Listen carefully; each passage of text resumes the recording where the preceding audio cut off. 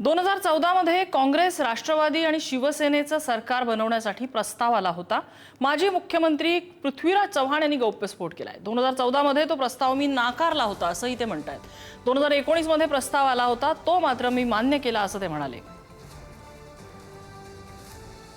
काँग्रेस आणि राष्ट्रवादी एकत्र येऊन सरकार स्थापन करावं हा प्रस्ताव पहिल्यांदा मला वाटतं डिसेंबर 14 ला माझ्याकडे आला होता। कोणाकडून?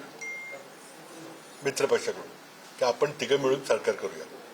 किती 2014 ला आमचा पराभव झाला आणि भाजपचं सरकार आलं, त्यावेळेला आलं होतं की यांना घालूया आपण तिघं मिळून करूया। बाकी पुढचं काय कोण होणार कोण ते नव्हतं चालू होतं। मी तिथल्या तिथं उभ्या प्रस्ताव रिजेक्ट केला, पण 19 ला मीच तो प्रस्ताव पुढे दिला।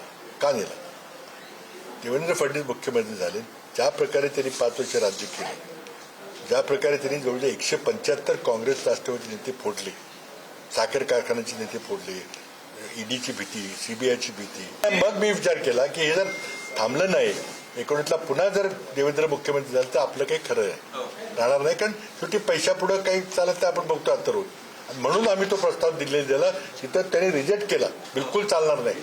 आम्हाला काय म्हटले माहिती दिल्लीला की तुम्हा लोकांना मंत्री व्हायचे म्हणून तुम्ही या आघाडी सरकारचा प्रस्ताव आणलेला, पण तुम्ही केरळामध्ये काय होईल, कर्नाटकमध्ये काय होईल काय माहिती, कारण शिवसेनेचं इमेज जे होतं दक्षिणेचं राज्यामध्ये एक विशिष्ट होतं सुरुवातीचं जे होतं, बाळासाहेब ठाकरे असताना होतं। पण त्यांना आम्ही सांगितलं की बदललेलं आहे आणि म्हटलं तुम्ही असं करा की प्रत्येक काँग्रेस पक्षाच्या आजीबाजी मुस्लिम नेत्याला तुम्ही फोन करा, मंत्री असतील किंवा आमदार असतील किंवा माजी असतील, किंवा काय करायचं तर त्या प्रत्येकाने आवर्जून सांगितलं की दगडापेक्षा वीट भाऊ, जरी शिवसेनेची बागची पार्श्वभूमी काय असेल तर आज आम्हाला भाजप नको आहे।